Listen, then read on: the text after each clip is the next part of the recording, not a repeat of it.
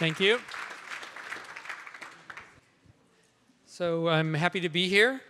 My name is Jay. If you want to look me up in LinkedIn, remember the second N is the German spelling of my last name. It's Kaufmann, even though I don't really sound very German. I play design at Zalando, and specifically I lead within the central product area. We have a centralized design team and a team that's embedded with the engineering and product management teams, and I lead the design in that area. And a lot of you know Zalando. We are, of course, a fashion company and a tech company both, and we are, of course, growing very fast. So this year we celebrated our 10th year anniversary, and in those 10 years we've achieved some really impressive numbers. So if you imagine having over 300,000 products and delivering those to over 24 million customers, you can imagine why we need to scale up design in order to design at scale. So it's been a really fun ride over the last 3 years, and I'd like to share some of that with you today. So first I'd like to talk about taking a new perspective on fashion, and more specifically for myself personally, my unlikely passion for fashion. And we'll talk about how to leverage some ideas about leveraging data and machine learning to design at scale. And just as a little bit of a cherry on the top of the cake, a little bit at the end, a postscript about personalization. So when we think about imagining or reimagining, that's something really at the heart of design, right? So when you look at the Zalando purpose statement, it's something that really resonates with me personally, and I'd like to kind of talk about that a little bit. So I was already at Zalando when this statement got launched, and so part of what I was doing was trying to establish the connection in terms of professional development between personal values and the company values, and between personal mission and the company mission, and these kinds of things. So I dog-fooded these things on myself and came up with my own mission statement that really kind of aligned really well with all of this. So my personal mission is, with my whole being, I aim to free creative energies to bring more joy, ease, and wonder into the world. So bringing things into the world, that's about, like, for the good of all, that's about making impact on the planet, and the Reimagine is very tied to the creativity and design. So that's all a good match, but what about fashion? So it might actually be obvious from just looking at me, but if it's not, anyone who knows me might understand that I'm not particularly fashionable. And I even subscribe to a certain extent to the perspectives of this man. Does anyone who know who this is? What? It's Henry David Thoreau, who wrote a book called Walden, which in the States is kind of this seminal work. I don't know if it's known in Europe. But any kind of clue about what Henry David Thoreau might have had to say about fashion? Fashion is out of fashion? Any other ideas? It shouldn't define who you are, that the more you fancy yourself up, the less it says about you. So yeah, it shouldn't have to fancy things up. Yeah, I mean, in fact, he kind of said that you only should wear new clothes if you're a politician, basically. He said, beware of all enterprises that require new clothes. So when I started at Zalando, I took this very seriously, and I made a vow to myself not to buy any clothes for the next year for myself. And so over the course of this time, well, a year came and went, and then I hadn't written a blog post about it. This was kind of my idea. I'm very conceptual sometimes. So I wanted to write a blog post about this, and I never managed to do that. So this became like then a second year of following this credo of being wary of anything that requires new clothes and not buying new clothes myself.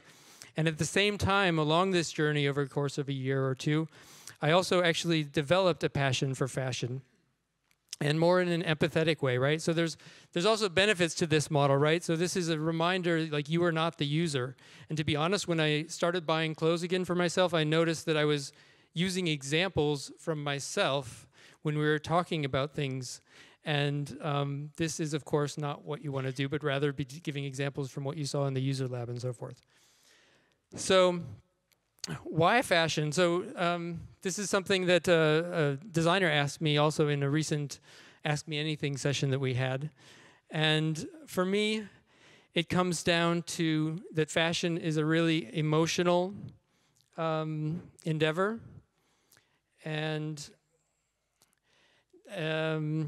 this is something, this image here, I don't know if everybody in the room knows it, but this was basically the advertising campaign that Zalando had in 2012, which was Scream for Joy. So it was in all the media channels and got a little bit overplayed. But what I really like about it is that it shows that Zalando from the very beginning had customer joy, customer delight on the top of the agenda. And fashion at the same time is also very functional. So it's this nice dichotomy between delight and function. And putting those things together, you can create meaning. So I can express myself through, oops, what happened? I can express myself through fashion, and I can feel good about contributing to the world if I'm like buying a certain type of fashion maybe, or it feels good close to my skin. There's some really nice ways to deliver meaning within the fashion universe. So this all ties back to a pyramid. I'll show you a couple of iterations of this about how this ties into design going forward. But what I'd first like to do is also talk about the complexity of fashion. So fashion is something that has lots of dimensions to it, and this makes it a space that's very interesting to explore. And as one of our founders said in an interview for our 10-year anniversary in the German press, he said, you know, fashion is a hard problem, and that's why we're excited about working on it. So I just want to talk briefly, I talked briefly about, you know, this whole fashion ecosystem. And so where do you think fashion starts? So I kind of gave away the slide here. And I don't think there's one right answer, though. So this is the thing. This is just one idea of where fashion could start. So fashion could start with the farmer at the cotton field, in which case then you have ecological considerations that come into play that make things complex. It could start in the designer's head, in which case then the questions of fashionability and function come into play. And then along this whole journey, you know, you have the creation of the materials, in which quality is an issue. You have the production, in which fair working conditions come into play in the fashion industry, and is something that still has room for improvement, let's say. And along the way, you have all these different elements, like so the marketing and packaging, the presentation of fashion, the designers working out like the problem space, figuring out like, okay, discovering the opportunity areas, defining the problems, designing the solutions so that we can deliver then on a fashion store in which people can select things and buy them and browse through them and so forth. And all of this is, of course, supported in the back end by a complex logistics system that then eventually gets the parcels to the customers, and which is like, then you have this moment of delight during the unboxing experience, and potentially you have then returns. So this is just a very kind of weird mashup of an experience journey and like the fashion like industry kind of like life cycle and like the design process. This is not meant to be anything illustrative in any kind of particular way, but just to illustrate that it's so multifaceted, the world of fashion. So there's lots of opportunities to tackle lots of interesting problems. So, and across this whole spectrum, you also have themes that weave throughout it. So you have threaded through this whole journey things like, for example, one example is sizing. So size and fit is probably the most intimate and personal experience within the world of fashion, which is already an intimate and personal experience. So, you know, we're asking people for information about their bodies in order to help serve their needs better. So there's lots of really interesting things going on here in terms of just like, in the beginning of the journey, there's a problem too with the manufacturers having different sizes. So then there's just very simple things that you can do, like giving advice to customers, like this particular article tends to run big. I could recommend you order a size smaller, things like that, all the way up to really forward-thinking things like 3D body scans and so forth. So, so this is like one example of these themes that go throughout the journey, and I bring this up partly also as a shameless little plug that we have a job opening right now for someone who's a kind of a combination service designer and digital designer working in the sizing space. And with that, I'd like to kind of then move on to this topic of designing at scale. So there are a lot of things here that I don't want to talk about, or rather that I would love to talk about because I'm very passionate about them, and I've worked a lot on them in my first like 2.5 to 3 years at Zalando as we were scaling up the team. So you know, growing design teams is something that is really interesting, both in terms of like numbers, but also in terms of maturing the design practice. Building up design tools like personas and journey mapping and tools and these kinds of things are something that we've been working on. And I think the next slide had an animated GIF on it, so we had to take it out. So, but basically, the next slide shows like a design system. So there's all these like design operations kind of topics, which are really in vogue right now and being talked about a lot as important elements of scaling up design. And in fact, I think they are very important. But what I would like to talk about today is something that when I switched into this new role, I became involved with people who were working with data and machine learning. So I'd like to look at design from this kind of data-driven perspective and to talk about how we can use data as a medium to craft delight. Right, so we're talking about what does craftsmanship mean in the future of experience design. So the first thing I'd like to do is just tie this back to this concept of design. So we talked about the fashion space having emotion. As designers, we talk about joy of use. We talked about the fashion space being about function, and we call that usability. And we talked about fashion potentially having meaning, which is then usefulness in this kind of user experience model that I like to talk about, which is basically like that the experience is the tip of the iceberg and there's all this work below the surface. But if you do it right and you don't have barriers that people bump into just below the surface at the usability layer, then all people see is this moment of delight in the experience. And that it's really kind of grounded in the gut or in the heart in a sense of usefulness. So this is a model that I'd like to then talk about how might this translate to data-driven design. So if you think about scaling design, and if you think about millions of customers and millions of products and hundreds of thousands of products, data seems key in this to me. So how might we think about this in this same kind of model of design? So for me, data is the foundation of everything. So this is kind of the bottom of the pyramid, right? So you have rich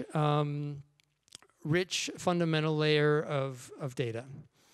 And then you have a layer of adding logic in smart ways through, for instance, in artificial intelligence or machine learning, taking the data and bringing it forward into the experience for the customer, so that the experience is something that delivers delight.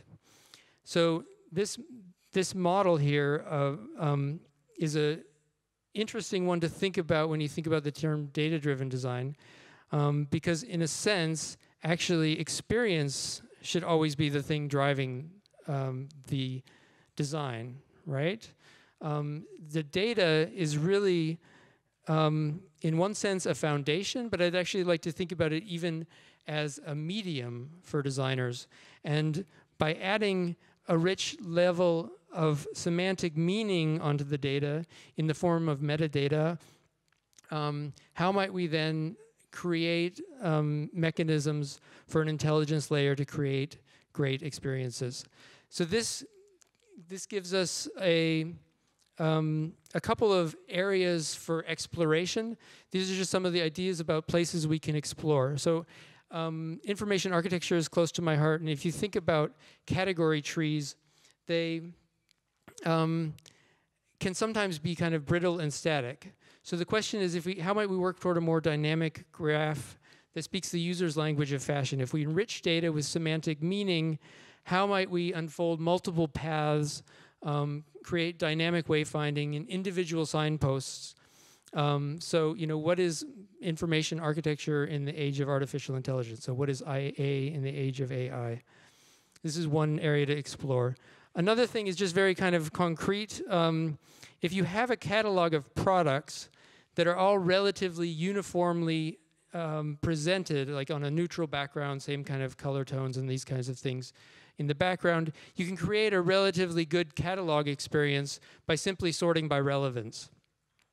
But if you want to make a more dynamic, lively, colorful catalog, and if you want to have more diversity of images coming from more diverse sources, how might you create algorithms that can help you decide, besides the relevance kind of ordering of things, how to position things on the page to make it pop? So this is another shameless plug that we have for Catalog, a design position open. And then in terms of, this is kind of one concrete example of something that's being worked on in Dublin. We have offices in Dublin, Dortmund, Helsinki, and Berlin for doing tech at Zalando. And if you think about identifying characteristics of garments using machine learning, for instance, in this case, a V-neck, how might we teach a computer to recognize a V-neck? So we had a team in Dublin that was working on various things. So they went through various products and tagged them according to their sleeve length, their dress length, or added metadata to it to make it more robust. So this is kind of ways of using machine learning to create meaning, in this case, like a color palette that also then might be surfaced to the user. And then just one very quick example of personalization, because if you get into this kind of scale where you have millions of products, then you're in danger of having users be overwhelmed as well. So personalization becomes very important. So we have one example here that I'd like to share about using machine learning to get personal with customers. So we have something called the Algorithmic Fashion Companion that uses machine learning to recommend outfits to people. So in this case, something you've bought before, we know this is in your wardrobe, so we provide you with other things that would complement this and complete it as an outfit, basically. And in another case, on something you've added to your wish list, would you like to, buy a whole outfit around this kind of product? So we taught the algorithms how to create outfits, and then we tested this by putting human-curated outfits side by side with machine-learned outfits, and basically put them head-to-head in sort of like a Turing test where people would then go through and evaluate whether this was good, great, bad, how well this outfit worked. So that's something that we worked on mainly in Helsinki, using the data that we have in our team in Dublin, and working closely with the personalization team in Berlin. So I hope that I've just given you a glimpse of a little bit of a passion for reimagining fashion, some thoughts on designing at scale for 23 million unique individual customers. Thank you very much.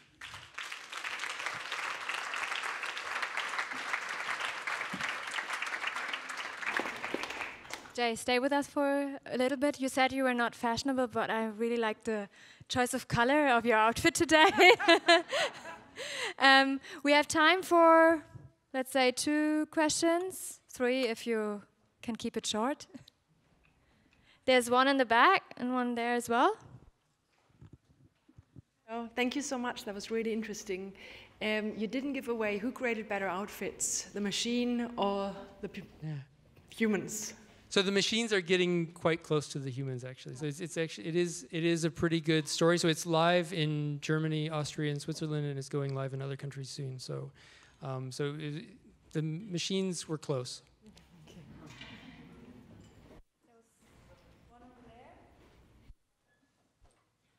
Hi. I just wondered whether you were engaging in any kind of nudging towards not consuming so much. So, you know, you have several black t-shirts. Maybe you want to not buy another black t-shirt, kind of nudge. Yes.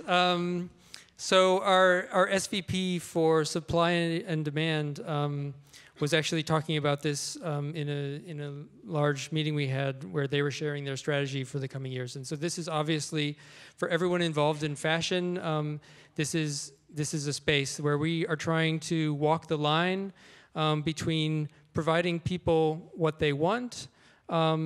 And like you say, the word nudging. I think the word nudging is appropriate, right? So we have certain kinds of ethical and environmental standards for any kind of article that might fall under the term fast fashion that we use, and there, you know, to be honest, I don't think it's like a major initiative in the organization right now, but this is in people's heads, even at the highest levels of the company, to think about our responsibility as a company to sell quality goods that last longer in order to reduce the environmental footprint of fashion. One more.